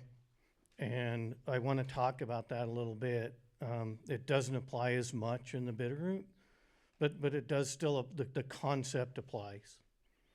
And what it applies to is, you know, in this situation, we're looking at gifting now because we can gift $23 million, okay, between a married couple. That $13 million estate tax exemption is also your gift tax exemption right now. And their ranch is well worth that money. And if at January 1st, 2026, this goes back to roughly inflation adjusted 6.5 million per person, they're going to have an estate tax problem. And anything over the estate tax exemption is going to be a 45% tax. And so there's going to be no, I mean, you're gonna have to sell part of your ranch to pay 45% in estate taxes over that exemption amount. And so what I'm looking at, what I would implore these people that are in their 60s and their 70s, is they start looking at starting to gift interest in their operation if they can afford to do it to the next generation. Because the next generation is not going to be able to afford to buy out what everybody has, what they've made up to this point. And so, you know, I'm talking about succession planning within a family. I know you're talking about other people maybe, you know, but I'm more talking about succession in a family. And either that or they sell the ranch at a discount, which is also a partial gift. But I think we need to start thinking about that because I'm not sure what's going to happen. And it doesn't look very favorable at this point in time. I used to think it looked pretty favorable, but right now I don't see them passing any tax legislation in the next 2 years. And if they don't pass it, January 1, 2026, our estate tax exemption for a married couple goes back to roughly $13 million. There's a lot of places worth over $13 million. But right today, we have $26 million that we can gift. And so I would seriously consider that if you're in that generation. Great, thank you, Cassidy. Has there been any talk about, so to pass on to the next generation, if you prove you've been on that ranch working with somebody, that there's a tax incentive for them not to have to pay that 45% to take over for the next generation? So for an example, me and my dad have been working together for the last 15, 20 years since I've been home. I still am going to have to pay that estate tax to take over, and I've been with him the whole time. And there's, you know, I have 2 sisters, but he has nobody else, you know, he doesn't have a spouse for it to go on to. So that's something also maybe to look at. If you can prove you've been on that ranch, why should I have to pay that tax when I've been working there the whole time? And there's a special rule called special use valuation, but they limit it to like the special use valuation. I don't know what the inflation adjusted was, like $1 million. So it's like whoopee. It really isn't a big deal, but I think that's what we talked about changing this estate tax law, at least for farmers and ranchers, that, okay, either you can pass it on and you don't get a step up in basis as long, or you know, if it stays in agriculture for the next 10 years, there's a lot of possibilities to that. And that's something that definitely needs to be outlined because the value of agriculture land all across this country, I don't really care where it is astronomical. It's not just the Bitter Valley. No. I mean, what's the farmland in Nebraska and Iowa selling for right now? You know, compared to what it sold for 10 years ago. And so if we bring back the special use valuation that if it stays in agriculture for the next 10 years, there is no estate tax, that would be awesome. But I mean, that's something that we definitely legislatively need to look at. And if we want our next generation of farmers and ranchers to be involved in this industry, because we all know we don't make much money. I mean, at the end of the day, you don't. I mean, my son's sitting here right now, and he realizes that. Most of his labor's free. But, you know, without him, without my other son, without my daughter, I'm like, you know, we wouldn't make this happen. We have to work cattle on Sunday because that's the only day they have off. And so, yes, back to the estate tax thing, back to the whole thing, I'm like, there definitely needs to be some legislation for farmers and ranchers that some of this stuff gets accomplished. And yeah, there's lots of avenues, lots of things to talk about, but yeah, definitely for farming and ranching, the old saying, we're land rich and cash poor. And that's no damn doubt. Well, my dad used to say we were land poor.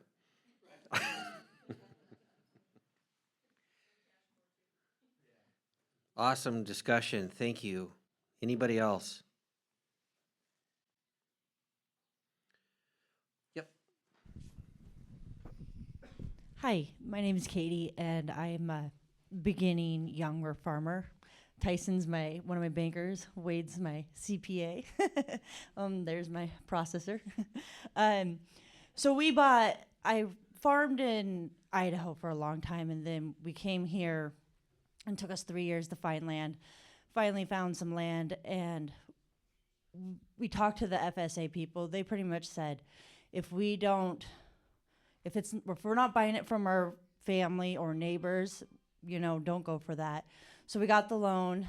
Tyson helped us out with the beginning farmer operating loan. That really helped out. But now we've grown so much that we've outgrown our farm already. So now we're looking at, what are we going to do in the next 5 years? Do we try to lease land but I milk cows, so I kind of have to I just need bigger land. So what we've been looking at is like the conservation land, like where people can't subdivide it. It's going to be a little bit less for us to get into, or like trying to find someone that's 80 or 90 that didn't have kids, doesn't want to leave the ranch. Maybe we buy that from them, let them live their life out there.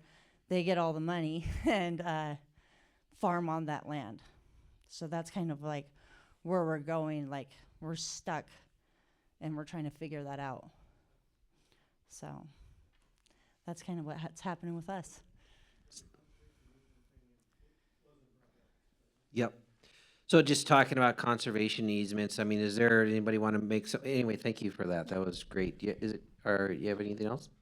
Nope. Is there any thoughts on the conservation easements? I see it came up right over here. So I also serve on the Open Lands Board, which works with the Bitterroot Land Trust for conservation easements here in Ravalli County. They've been doing a really good job. Thank you for those that voted yes on the Open Lands Bond. It serves that purpose. So one thing that we've found recently with the Bitterroot Land Trust is there's a pilot program going on about succession in generational farms. And for those that don't have kids and are looking for somebody to truly take it over. And so my advice is, if that's something that y'all are interested in, speak with Gavin or somebody at the Bitterroot Land Trust, because they are starting that pilot program, and I know that they are looking for people that would be willing to entertain those ideas. So that's food for thought for y'all.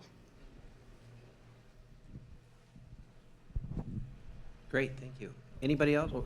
So I've been involved in probably 15 or 20 conservation easements across the state. My biggest fear in our valley here, of course, Drew has done a conservation easement, of course, going to keep it in agriculture. Bob Sutherlin's done a conservation easement, going to keep it in agriculture. And I think that's awesome. I think the biggest fear, and something that we need to pay attention to going forward, are, for lack of a better word, the implants that have moved in here with several millions of dollars, putting it in conservation easements and not allowing any agricultural activities at all. And I think in the state of Montana, I think I think that's something that needs to be brought up at the state of Montana, that, hey, if you're gonna put this in a conservation easement, it's definitely not just for wildlife. I mean, that's great. Wildlife preservation's great, wildlife habitat's great, but we need to also keep agriculture in mind, because we're losing thousands of acres in the state of Montana via conservation easements that no longer allow agricultural activities. And I think that's a serious thing in this state, and probably several adjoining states, that I think we need to address. Very good point. You're right over here. And that is absolutely a valid point. But what comes up is, so anybody that's going into a conservation easement, they dictate kind of how they see it and what they envision for their land for perpetuity. And so every landowner can say, yes, I want people to access for hunting, or we want to keep it in dairy or in cows. I mean, we've done with the board, the Open Lands Board, we've done quite a few that conservation easements that are cattle, and they are going to stay that way, and it's written in that that's what that land use is for. So yes, some of them are, strictly, winter grazing land, but that's the thing, is that everybody has a say on what they're doing with their land, because they're selling their developmental rights. And so that's what they're giving up to say, well, this is going to be open for the rest of the land, for the rest of the time, that until God comes and claims us all again, that's what this land is going to do. And so, I mean, it's not a state issue as much as it is getting people really fired up to want to farm and want to keep it in agriculture and see the true value of that land. So that's where the problem is. It's in people's hearts. It's not anything up to the state. It's what people, see and envision for their own land. So I do agree with that. I do agree with that. But I'm more concerned about agriculture in the Bitterroot Valley. And there has been a few that it's like, nationwide, you look at the surveys, you look at everything else, and one of them that's going on right now, and it's not conservation easement, but it's a U.S. Fish and Game, and somebody else is a spotted dog wilderness right now. And the spotted dog wilderness, they're trying to get, the farmers and ranchers are actually petitioning to try to get some grazing rights on that, because it's a proven fact that wherever you graze cattle, where you graze sheep, whatever else, you're going to create better habitat for the wildlife. And there's been several studies nationwide, New Mexico, everywhere else. I mean, they split a BLM piece of ground in New Mexico years ago, grazed half of it, didn't graze the other half. Where do you think that the elk and the deer grazed? They grazed on the ground that was already grazed by livestock. And so that's something that we have to really look at. Right up So here. Wade, you couldn't. Are you on? I have no idea, and I don't know how to use it. So Wade, you couldn't have set me up any better. I was literally just about to talk about getting into some forest stuff and rehabilitation with cattle. So Rancho Mons in the old 2000 burn south of Darby. We got a pile of Forest Service ground behind us, landlocked. There's really no access to it. What I would love to see is, one, for the sake of regenerating that ground, and two, for us to have more grazing access, being able to petition the Forest Service to go able to get grazing allotments in some areas that maybe even didn't historically have them. Would it be good for the ground and good for the producers? But every grazing allotment I've ever seen that a rancher somehow didn't fulfill is just gone. A few of them are getting bought up and then we're just getting taken away. And I know we can't make the USDA do what we want, but we want to get ranchers back on ground. Let's use some of this public ground. I don't know if there's any way to actually jump into that or not.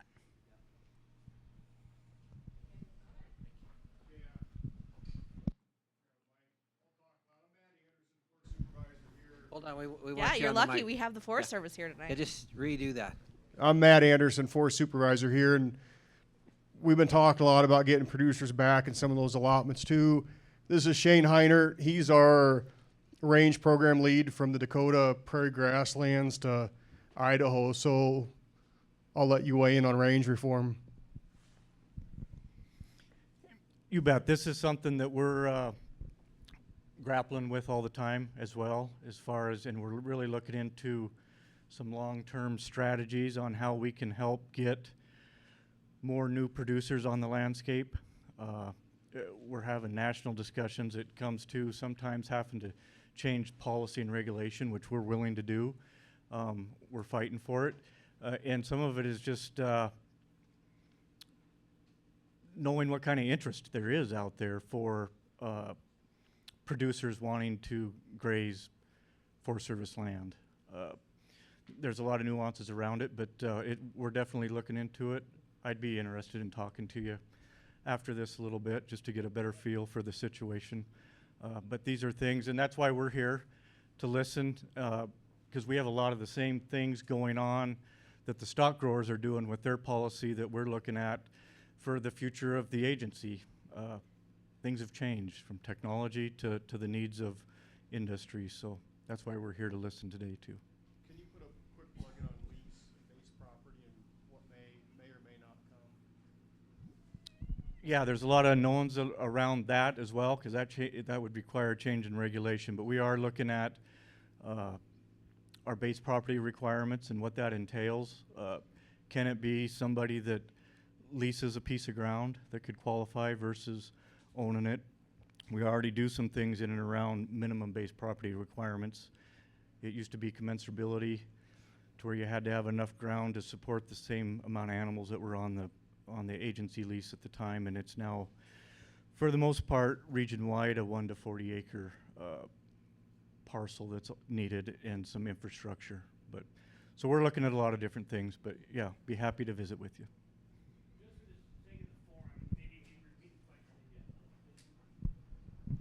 Just for the sake of the broad spectrum here, because it's off of what you just said, I'd really like to ask this question. So I ran a lot of yearlings on Forest Service and different ranches that I've been on. And, you know, obviously looking to get into owning some of my own stuff. Now, if I wanted to buy a truckload of yearlings, still run my iron on them and not someone else's, I'm not leasing them and running them up on that ground, but say I only got 10 acres, because especially in the Bitter Valley, you know, you're going to be on lease ground. You do not have the option for own ground. I get what you're saying with it being leased, but saying I don't even necessarily have any lease ground, but I got a 10-acre pasture at home, but I'm going to gather them things right off that mountain, ship them on a truck, and take them to the sale barn or contract or whatever I'm going to do with them. I get the minimum land requirement there, but is there any way that could potentially be waived? Because there's a lot of us, if we had access to the Forest Service, I mean, I'd buy truckloads of cattle and kick them on the Forest Service and then sell them in the fall. I really would. Yeah, I can't answer that specifically, but those are some things we're looking at for changing in the future, for sure. And we're also looking at more opportunity to targeted grazing for fuels type treatments that might not even be associated with a grazing allotment period, just to help with our fuels program, habitat management. We know livestock is a great tool for that, and really looking into that and trying to dig in deeper to some of that stuff that we can't do today and maybe hopefully be able to do in the future. Excellent, excellent. Any other final thoughts or comments? Yep, right over here, really. One of the things I could say is sometimes these programs like this are preaching to the choir. You got ag papers and throughout the West, and they don't get in the hands of the housewife in New Jersey. And I think as this goes down the road, you need to look at how can we get this word spread to the non-ag people. Because if the ranchers and farmers go out of business, their prices of groceries are going to go up. So there's some concern there. So I'd recommend that you look at when you get finalized, see how you can spread this word to the non-ag people. Yeah, great point. We'll make some comments here on the end on that as well. Any other final comments? Man, it's great collaboration. We appreciate everybody's feedback. We just appreciate you guys being here. That's what happens when we all come together. It's amazing what we can do when we all, work together and talk about it. And if you need more cattle or anything, you call me. So, all right. Well, I think we're going to get some here. I wouldn't leave until you get the deal done myself, but I'm going to turn it over to Ray Lee, and we have just some final exercises back on the Menti, so get your phones back out, and then we'll follow up with some final comments. All right, thanks, Turk. Yeah, grab your phone real quick. We just have 3 short questions we want to hear from you now that you've kind of had the opportunity to listen to this discussion. So if you pull it up, you might have to hit refresh on your page for the question to pop up. But we talked about those 5 focus areas that our task force has identified. And based off the conversations you've heard tonight and some of your own personal thoughts, we'd like you to rank those for us on prioritization. Like, what do you think, from a stock grower's perspective, we should focus on 1st through 5, and rank those on how you think we should prioritize those, because we've had a lot of great ideas as we've traveled the state, and at some point we're going to have to kind of whittle it down and prioritize phase 1, phase 2, phase 3. So we'd love to see how you think those should be prioritized.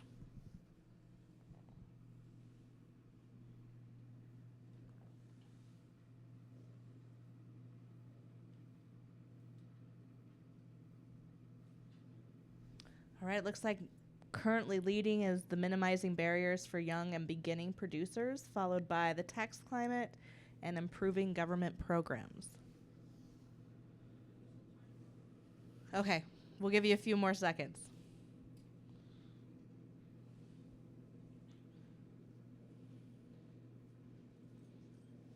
This is your last chance to get your name entered into the drawing for the vaccine cooler. So if you did not get your name entered, flag Ian down. He'll get you a piece of paper and get your name in it before we do that drawing. And again, I'll just remind you, mtbeef.org, our producer profitability page, there is a form. So after the conversations tonight, if you're driving down the road and an idea pops up, or you want to kind of dive deep into some of the topics we talked about tonight with some suggestions, I would encourage you to go fill out that form and submit that. That will be also added to our report at the end of all of the listening sessions. All right, Riley, let's move to the next one. What topic from tonight's discussion did you find the most valuable?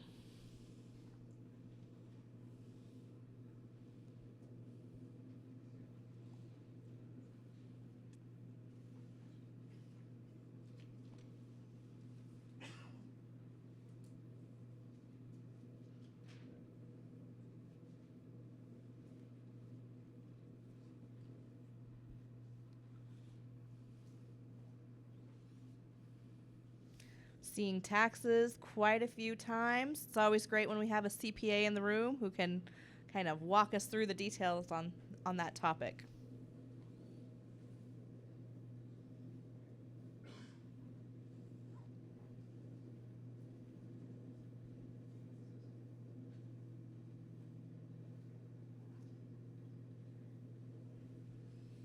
All right, and final question.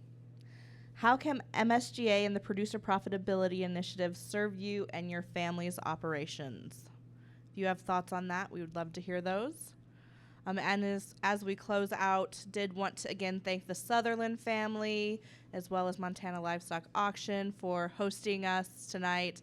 Really appreciate your guys' partnerships and allowing us to have a venue for tonight's discussion. And thank you to all of you for investing your evening with us as well. We really do appreciate hearing from you and getting your feedback, because we are seeing some momentum across not only Montana but the United States. And I think as we continue to bring on additional cattle organizations and partners and other ag industries, we have a good thing going, and it's really exciting to see where we might go. So Ian, you're waiting for a couple more people? Oh, yeah, Lacey. So just the one thing I have to say as a fellow Bitterrooter, I just want to encourage you guys to get involved more at a state level. I think there's a lot of value in this meeting and a lot of these discussions, but to really make impressions, we need to not only take these to the state level, but we need to take them to the national level.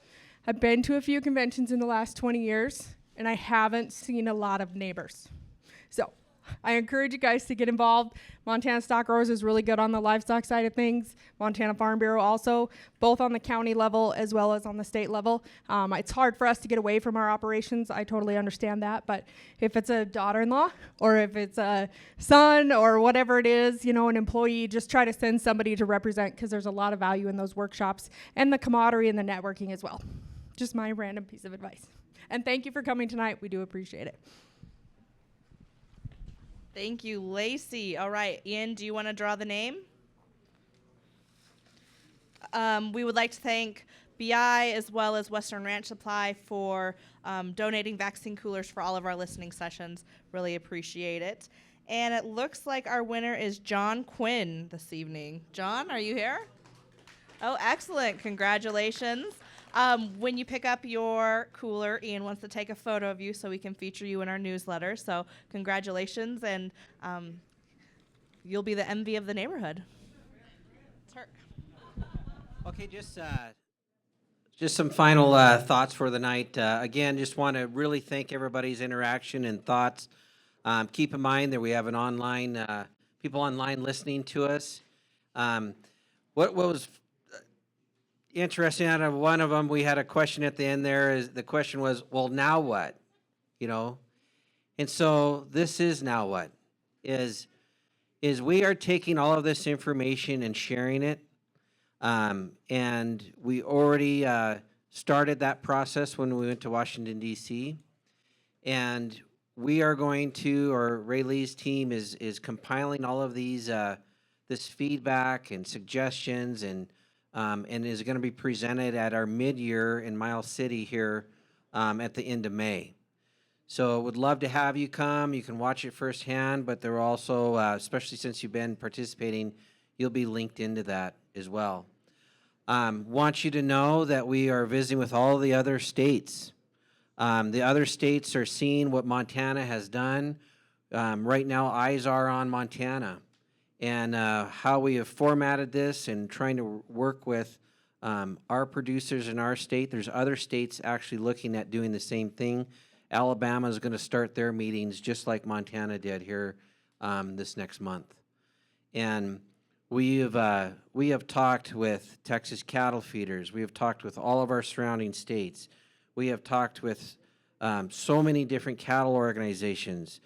We've had the CEO of RCAF at one of these meetings, Bill Bullard. We've had Jess Peterson in one of our meetings with U.S. Cattlemen's, Farmers Union, Farm Bureau. We are really trying to make a great effort to unify our industry in saying, hey, we need to put our producers first, and we need to get something done. And we're very serious about getting it done. And so we really appreciate everybody coming and making the effort and your feedback. If there's something that you didn't get a chance to say tonight, please get online, get your comments in there, and you call this office. We have an awesome team. And so we are really trying to make a big difference for our state and our industry. So with all that, we sure appreciate y'all coming tonight.